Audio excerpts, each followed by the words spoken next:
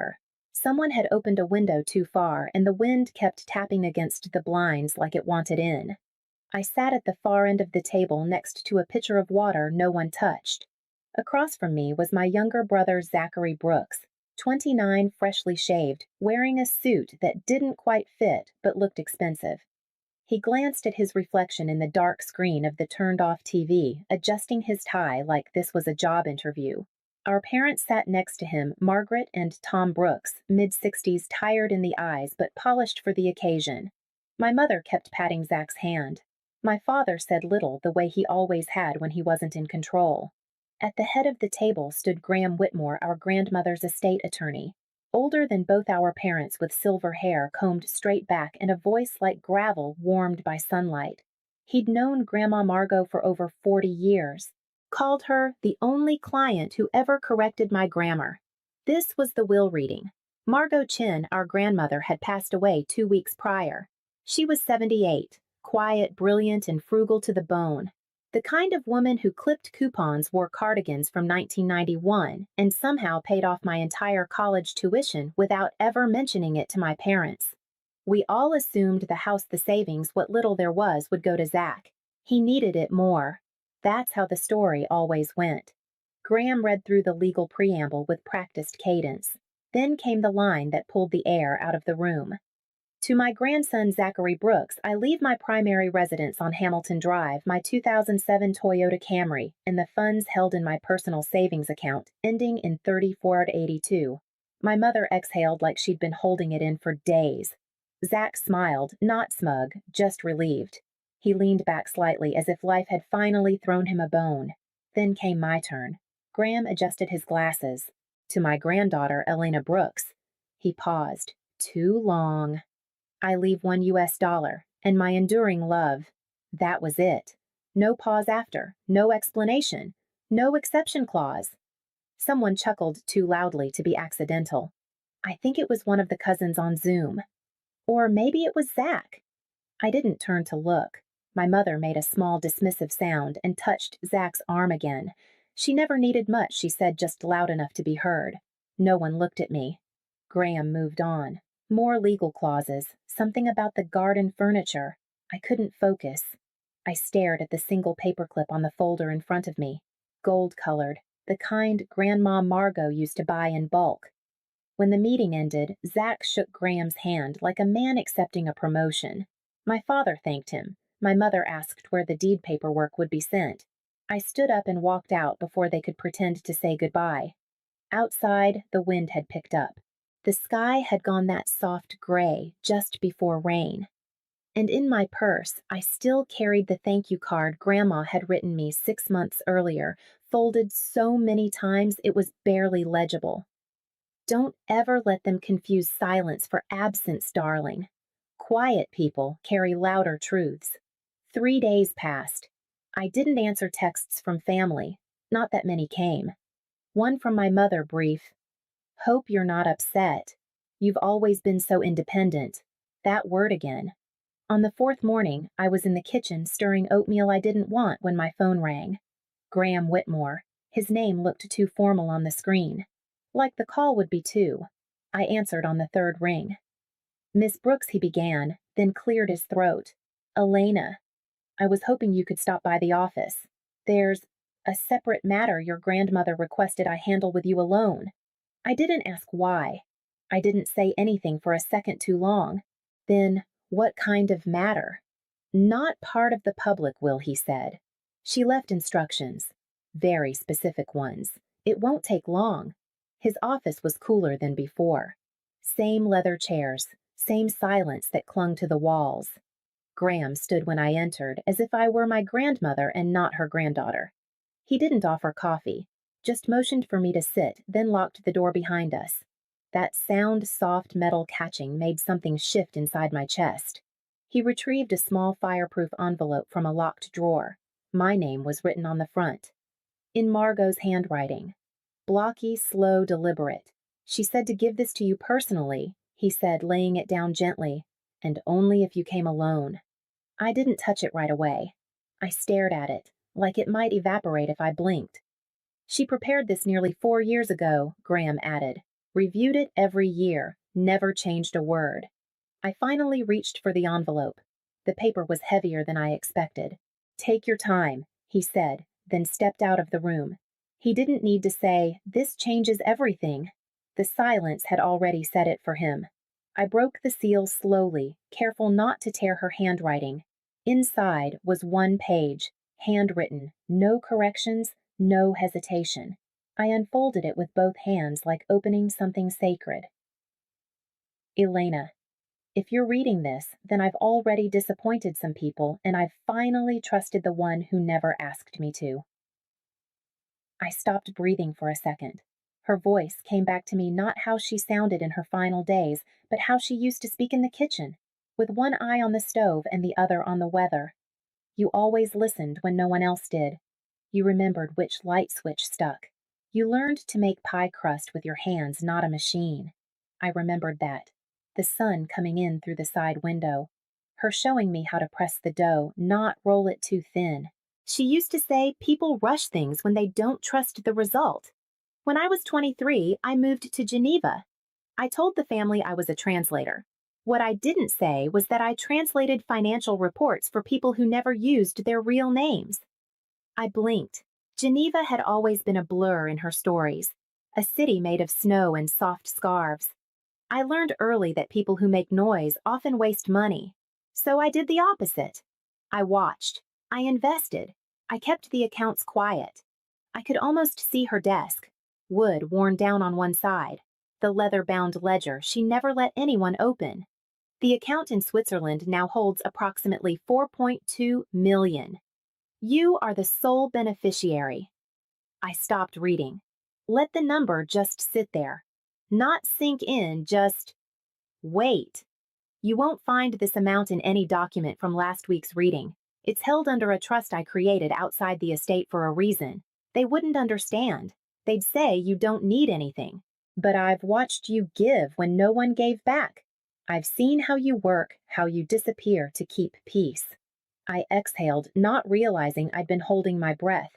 She'd seen it, all of it, without ever saying so. You were never invisible, Elena. They just looked with the wrong eyes. At the bottom was her signature, Margot Chen, still neat, still proud. Below that one line, written more softly, almost as an afterthought, "Let this money do for others what you've always done, quietly make room." I folded the letter back along the creases, not because I was done, but because I wasn't ready to read it again. The room was still empty, quiet, but I didn't feel alone. I walked to my car with the letter still in my hand, didn't put it in my bag, didn't fold it again, just held it creased and quiet like it might still be warm from her hands. The sun was out, but the sky had that dull, overexposed look, the kind that makes everything feel farther away than it is. I got in, closed the door, and let the silence settle. No radio, no engine, just air. My hands rested on the steering wheel. I didn't cry. Not at first. I told myself it was just a lot to process, that it didn't matter, that I was fine, but grief doesn't care about logic. It comes when your guard is lowest, when there's no one left to impress, no one to defend yourself against. I reached for my phone, opened my mother's name. My thumb hovered over the call button, then I put it back down. What would I even say? That the woman they thought was cheap had outlived all of them in grace and foresight, that their daughter, the one who always made do, had just inherited more than they could imagine. No, that wasn't the part that hurt. The part that hurt was this. They hadn't even looked at me that day. Not really. They'd looked through me, past me, around me, like someone they didn't have to worry about, and I had let them. Until now. 2 weeks later, I flew to Geneva. No one knew. I didn't post photos, didn't text anyone from the plane. It was cold when I landed, bone-deep cold that didn't care you were a guest. The sky hung low and gray, but the streets were spotless, clean like secrets. The building was on a quiet street with no sign, just a brass plaque Banque Etienne and Fils carved so lightly it almost faded into the stone. Inside, everything smelled like leather and winter. A receptionist in her 60s greeted me by name. Her smile was small but warm, the way people smile when they already know something you don't. She led me through two glass doors, then down a narrow corridor where the carpet had no footprints. Waiting inside the last office was a man in a navy suit, glasses tucked into the front of his shirt. Late 70s, sharp eyes still. "Miss Brooks," he said, extending his hand. "Your grandmother was a remarkable woman." His name was Henri Morel. He'd worked with Margot for nearly 3 decades. He didn't use words like client. He said she curated her money the way a conservator handles paintings deliberately and never with ego. I sat in the same chair she must have once sat in. Henry opened a black folio. Inside, clean documents, handwritten notes, investment logs dating back to 1989. And then a page labeled simply "The Hart Fund." "Named after your middle name, I assume," he said. I nodded, even though I'd never known that. Elena Hart Brooks, a name Margot had helped my parents choose. The account balance blinked at me from the page. $4,241.80.57, neatly aligned, no cents left floating. But it wasn't the number that stole my breath. It was the list of disbursement clauses, thoughtful, narrow, intentional. Funds to be used for financial literacy programs for single mothers, microloans for women starting over after 50, emergency support for elder caregivers. Each clause had a handwritten note next to it in Margot's pen. Women like me. Women like Elena. Women people forget. I didn't cry. Not there. But something in me softened. Not because I felt rich, but because for once I didn't feel invisible. Henri watched me for a long moment. She could have spent it. She could have hidden it, but she believed in letting quiet things grow. He closed the folio and slid it toward me. "It's yours now, but she left you a blueprint. And frankly, I think she knew you'd follow it better than most." I left the bank just before dusk. Geneva was pale and golden, dipped in lake light. The air smelled like bread and faint pine. I stood at the corner across from the water, letter still in my coat, folio in my bag. No celebration, no champagne. Just the quiet thrill of being trusted. The invitation came by group text. "Housewarming for Zach. Come see the upgrades." No punctuation from our mother, just emojis and a location pin. I stared at the screen for a minute, then put the phone face down on the counter. I hadn't spoken to any of them since the will reading, but something in me needed to go not to be seen, but to see. Zach's new house was our grandmother's old house. Same shutters, same porch. But now there were string lights and a Bluetooth speaker near the door. The air smelled like store-bought candles and microwave appetizers. I walked in without knocking. Nobody noticed at first. Our mother was by the kitchen island arranging cheese cubes. Our father was holding a tumbler laughing at something Zach said. He looked lighter now. That kind of weightless you only get when people give you what you didn't earn. When our mother saw me, her face lifted into that polite surprise people wear when they don't know where to put you. "Elena, you made it. How are things?" Her voice had that extra brightness, like she was trying to talk over something. "Busy," I said. She nodded quickly, not asking what with. Then, the line she always used like a reflex. "You've always been so independent. I'm sure you're doing just fine." I smiled. Not wide. I reached into my bag and pulled out a small photo in a silver frame. Margot standing in front of the bank in Geneva, wearing her gray coat and holding her purse with both hands like she always did in pictures. I placed it gently on the side table next to the scented candle and a stack of real estate magazines. No one noticed right away. I didn't say a word. Didn't mention the trust. Didn't explain the photo. Didn't offer updates. Let them think what they wanted.